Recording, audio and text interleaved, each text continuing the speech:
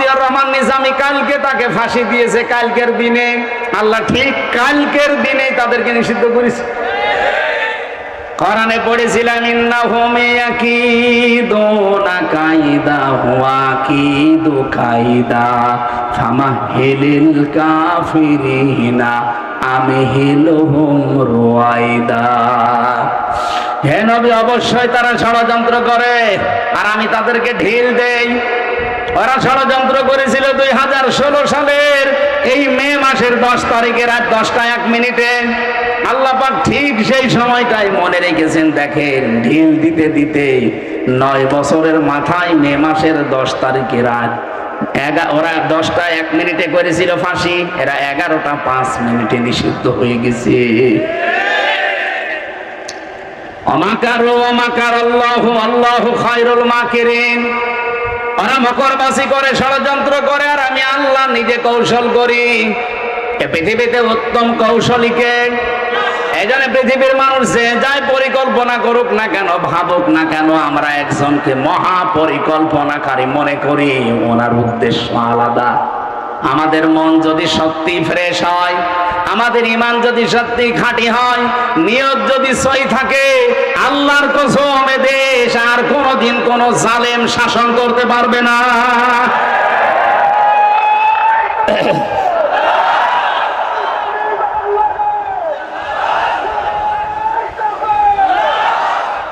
আপনারা যদি মন খারাপ করেন যে না, নাম বললো কেন, আরে ভাই, এটা প্রমাণ বাংলাদেশে অলরেডি হয়ে গেছে। মাওলানা মতিউর রহমান নিজামী মন্ত্রী ছিলেন, শুধু এমপি না, মন্ত্রী ছিলেন। মন্ত্রীর চেয়ার 5 বছর চালিয়ে 36 টাকা রাষ্ট্রকে ফেরত দিয়েছে। এর চাইতে আর কি প্রমাণ লাগবে বাংলাদেশে আপনার কাছে বলেন? আমরা তো সবাইকেই দেখেছি। আরে আমার নাই 33 বছর, আমি নাই সব না দেখলেও এ মুরব্বী তো দেখেছে। জিজ্ঞাসা করে দেখেন তো, এই 54 বছরে যারাই গেল পর পর 1972 সালের 10 জানুয়ারি থেকে 74 সালের 15 আগস্ট পর্যন্ত, এই যে 2 বছরে 40,000 মামলা হয়েছিল বাংলাদেশে। কিন্তু জামাত ইসলামের একজনের বিরুদ্ধেও কোনো মামলা আপনি দেখাতে পারবেন না। তখন কিছুই বললেন না কেন? কি শক্তি আপনাকে বাধা দিয়েছে? আপনাকে বলা লাগবে? আমি যা তথ্য বলছি সব নিজে পড়েছি, ইতিহাস। 1972 সালের জানুয়ারির 10 তারিখের সকাল 11টা থেকে তালিকা শুরু হয়। 74 সালের 15 আগস্ট পর্যন্ত 40,000 মামলা হয়েছিল এই দেশে। স্বাধীনতার বিপক্ষে যারা যারা আছে, বিরোধিতা করেছে 40,000। একটা মামলায় কোনো জামাত নেতার নাম নেই। আপনি যদি দেখাতে পারেন বলেন, আমি ইতিহাস থেকে পড়ে বলছি। ওই তখন আজ পর্যন্ত কেউ কথা বলে নাই, হঠাৎ করে ওই পুরাতন ইস্যু সামনে নিয়ে আসতেছেন। আপনার কোনো মতলব আছে? আপনার মতলব এইটাই, এত বড় ফ্যাসিস্ট, এরকম একটা জানোয়ার মার্কা দল যারা নিষিদ্ধ হয়েছে, তাদের পেছনে যারা কলকাঠি নাড়িয়েছে তারা ইসলামপন্থীরা। আপনি দেখেন, এই 3 দিনে যারা ছিল সব মুসলমানের সন্তানেরা। হঠাৎ করে আজ জাতির মন মেজাজ কথা চিন্তা অন্যদিকে ঘোরানোর জন্য এই মাহফুজ আলম নামে যাই অবৈধ উপদেষ্টা একে লাগিয়েছে। অবশ্যই কেউ পিছনে আছে। আমরা চাই এরকম যারা ক্যান্সার আছে, অবৈধ উপদেষ্টা, যারা নিজেদের কমিটমেন্ট গুলো ঠিক রাখতে পারে না, যা তারা শপথ করেছিল ঠিক রাখতে পারে না, তারা এই দেশের উপদেষ্টা পরিষদে থাকার যোগ্য না। এই অবৈধ গুলোকে নামিয়ে দেন। যারা দেশপ্রেমিক, দেশকে যারা সত্যি ভালোবাসবে জীবন দিয়ে, এই যে পাকিস্তানের যারা বনিয়ান মারসুসের পরে পাকিস্তান আজ দাঁড়িয়ে গেছে। বনিয়ান মারসুস, এটা কোরআন থেকে সূরা সফের 4 নম্বর আয়াত থেকে নেওয়া। আল্লাহ বলেন, ইন্নাল্লাহা ইউহিব্বুল্লাযীনা ইউকাতিলুনা ফি সাবিলিহি সাফফান কান্নাহুম বুনিয়ানুম মারসুস। অবশ্যই আমি আল্লাহ ভালোবাসি যারা সীসা গলা প্রাচীরের মতো আমি আল্লাহর জন্য জিহাদের ময়দানে সশস্ত্র দাঁড়িয়ে যায়। এখানে শুধু দাঁড়িয়ে যাওয়া না, সশস্ত্র দাঁড়ানোর কথা আছে। কান্নাহুম বুনিয়ানুম মারসুস, যারা সশস্ত্র একেবারে সীসা গলা প্রাচীরের মতো দাঁড়িয়ে যায়। পাকিস্তান 3 দিনে এত বড় জায়গায় এমনি পৌঁছায়নি। আপনি ইতিহাসগুলো 3 দিনের দেখেন। 40 জন নারী পুরুষকে তারা সই নিয়েছে, আল্লাহর নামে শপথ বাক্য পাঠ করিয়ে পাঠিয়েছে। এই বনিয়ানুম মারসুসে এই অপারেশনটা করার জন্য যান। ওরা আল্লাহর নামে শপথ নিয়ে বিদায় নেওয়ার সময় প্রত্যেকটা ক্যাপ্টেনের, আর্মির মার বাবা প্রশাসনকে জানিয়েছে, আমার এই ছেলের যদি সামনে গুলি লাগে নিয়ে আসবা, পেছনে গুলি লাগে নিয়ে আসবা না, সাগরে ফেলে দিবা, বন জঙ্গলে ফেলে দিবা, ও ছেলে আমার দরকার নেই। 40 জনকে ঠিক কোরআনের এই আয়াত মেনে ওরা পাঠিয়েছে। ওরা সব ঠিক মতো আঘাত করে আবার ফিরে এসেছে। একটাও মরে নাই, 40 জনের সব ফেরত এসেছে। মাঝখান থেকে এই গরুর মদ খাওয়া আর এই শুকর খাওয়া জাতি একটা একটা করে সব বিড়ালের মতো, কুকুরের মতো মরে পড়েছিল। এমনি নম নম নমস্কার দিয়েছে। নিয়ত যদি সত্যি আপনার ভালো থাকে, বিজয় দেওয়ার মালিক পৃথিবীর কেউ না। বিজয় দেওয়ার মালিক কে? ওয়ালা তাহিনু ওয়ালা তাহজানু ওয়া আনতুমুল আ'লাউনা ইন কুনতুম মুমিনিন। এখানে আলেম না আপনি? শব্দটা আয়াত, কোরআনের আয়াত, এটা কিন্তু আরবি গ্রামার অনুযায়ী ঠিক নেই। একে জিজ্ঞাসা করে দেখেন, ওয়ালা তাহিনু ওয়ালা তাহজানু, ভয় পেও না, চিন্তা করবা না। ওয়া আনতুম আ'লাউনা ছিল, মাঝখানে আলিফ লাম লাগিয়ে দিলেন আল্লাহ কেন?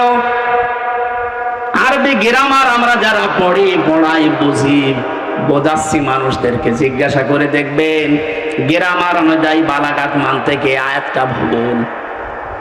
কারণ মুবতাদা যদি সবসময় মারেফা হয়, খবর হবে বিপরীত না কেরা। অথচ আল্লাহ আনতুম এটা মুবতাদা, এটা মারেফা, আ'লাউনা এটা খবর, অথচ আলিফ লাম দিয়ে এটাও মারেফা করে দিলেন। আরবি গ্রামারে বলা হয় খবর যদি কোন সময় মারেফা হয়ে যায় তাহলে ইফিদুল হাসরা, হাসরের ফায়দা দেবে, বাংলা অর্থ দাঁড়াবে হবে, শেষে হস্যাই লাগাতে হবে, না তো আপনি অর্থ মিলাতে পারবেন না। আল্লাহ বলেন কোনো চিন্তা নেই, কোনো ভয় নেই, বিজয়ী তোমরা হবে যদি মুমিন হতে পারো। ওদের ভেতরে যে ঈমান ছিল আর ওদের যে আকাঙ্ক্ষা ছিল, 3 বছর 9 বছর লাগে নাই, মাত্র 3 দিনে আল্লাহ তাদেরকে বিজয় দিয়ে দিয়েছে। যে সৈন্যটা মরেছে পাকিস্তানের ক্যাপ্টেন, তার বাবা বলেছিল যদি সামনে গুলি লাগে নিয়ে আসবা, পেছনে লাগলে নিয়ে আসবা না। তাকে নিয়ে আসার পরে মাটি দেবে। ওর বাবা বলেছে দাঁড়ান, আমি বলেছিলাম না আমার ছেলেকে নিয়ে আসবেন না যদি পেছনে গুলি লাগে? বলে চাচা আফসোস করবেন না, আপনার ছেলের গুলি পেছনে একটাও লাগে নাই, সামনে গুলি লেগেছে 22টা। এরকম মন নিয়ে বাংলাদেশে এখন হাজার হাজার এরকম ক্যাপ্টেন দাঁড়িয়ে আছে। যতই মিথ্যাচার করেন, যতই উল্টা পাল্টা দোষ লাগিয়ে দেন, কিচ্ছু করতে পারবেন না। এ দেশ ইনশাল্লাহ ইসলামের হাতে চলে আসবে। আমি আন্দাজে কিচ্ছু বলি না ভাই। আগস্টের 5 তারিখের আগের রিপোর্ট, এই দেশে মাত্র 100 জনের 15 জন বলতো আমরা এদেশে ইসলাম চাই। এই কথা বলছে না কেন? আপনি জরিপগুলো দেখেন, আন্তর্জাতিক যে জরিপ আছে, 100 জনের মাত্র 15 জন বলতো আমরা ইসলাম চাই। এখন 100 জনের 77 জন বলছে আমরা এদেশে রাষ্ট্রীয় ভাবে ইসলাম চাই। আওয়ামী লীগ এমনি নিষিদ্ধ হয়েছে, 100 জনের 77 জনে চলে গেছে। 66 জন ছিল 1 তারিখে, আজকে কয় তারিখ?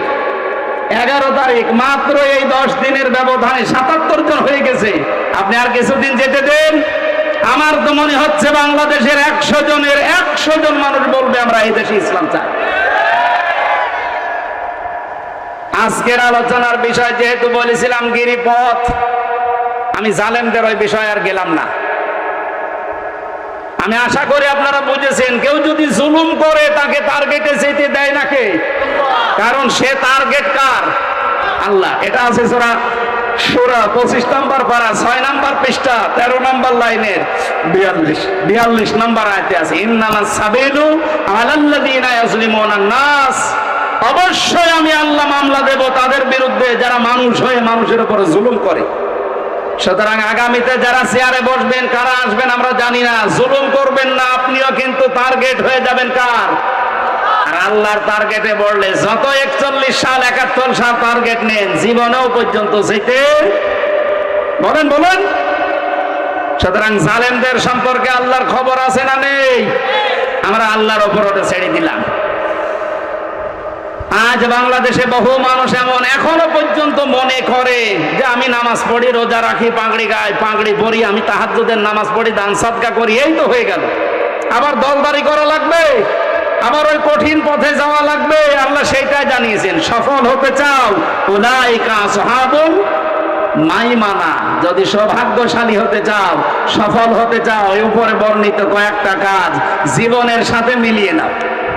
আল্লাহ রাব্বুল আলামিন কয়েকটা নিয়ামতের কথা আমাদের প্রথমে স্মরণ করিয়েছেন, এরপরে দিয়েছেন ফালাকতা হামাল আকাবাতা ওমা আদরাকা মাল আকাবা। আমি যাব ব্যাখ্যায়, আগে দেখি কয়েকটা নিয়ামত।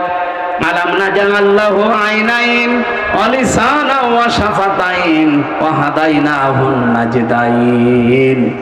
রাব্বুল আলামিন বলেন, মানুষকে আমি কি দুইটা চোখ দেইনি?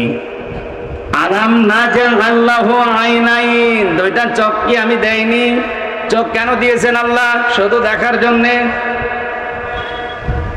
আল্লাহ রাব্বুল আলামিন চোখের জন্য যত কথা কোরআনে কারিমে দিয়েছেন, দুইটা আরবি আমি চোখের ব্যাপারে পেয়েছি। চোখ দিয়ে মানুষ যেহেতু দেখে, দেখার গুরুত্বপূর্ণ আরবি হচ্ছে নাজারা আর র। র মানে নরমাল ভাবে কোনো কিছু দেখা, আর নাজারা মানে গবেষণা করে দেখা। আল্লাহ দুইটা ব্যাখ্যা এখানে দিতে চেয়েছেন, মানুষকে একটু চিন্তা ভাবনা করে না তার চোখটা নিয়ে, যে কি দিয়ে আমি আল্লাহ চোখটা বানালাম। বিজ্ঞান এখন প্রমাণ করছে আমাদের এই চোখের ভেতরে পুরাটাই পানি। পুরাটাই কি?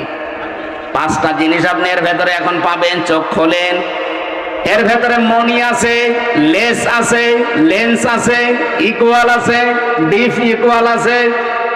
পৃথিবীতে আল্লাহ চোখের ভেতরে ছোট্ট একটা কালো জায়গা তৈরি করে রেখেছেন। এত বড় একটা ছোট্ট ক্যামেরা, ওই কালো জায়গাটা বিজ্ঞান এখন জানিয়েছে তামাম দুনিয়া যদি আপনি চোখ দিয়ে একবারে দেখেন, এরপরও ওই কালো জায়গাতে আরো জায়গা ফাঁকা থাকবে। তামাম দুনিয়াও যদি দেখেন, এরপরও জায়গা ফাঁকা থাকবে। চোখে আল্লাহ এমন লেন্স লাগিয়ে দিয়েছেন। আল্লাহ বলেন, মানুষকে একটু নজর করে না তার এই চোখের দিকে? কত কিছু আমি তাকে দেখার সুযোগ করে দিয়েছি। তাকাও আমার আসমানের দিকে, জমিনের দিকে। আফালা ইয়াতাদাব্বারুনাল কুরআনা আম আলা কুলুবিন আকফালুহা। সর্বোপরি আমার কোরআন কি তারা একটু দেখে না, ভাবে না, চিন্তা করে না? তার মানে এটা দেখলেই তো আপনি চিন্তা করবেন, ভাববেন। এটা দেখে না, এটা চিন্তা করে না, ভাবে না, নাকি ওদের অন্তর তালাবদ্ধ হয়ে গেছে? ইন্না ফি খালকিস সামাওয়াতি ওয়াল আরদ ইখতিলাফিল লাইলি ওয়ান নাহার লা আয়াতিল লিউলিল আলবাব। আসমান জমিনের দিকে একটু তাকাতে পারো না? আমি এগুলো তো অনর্থক বানাইনি। এর ভেতরে চিন্তাশীল যারা, এদিকে তাকালে তাদের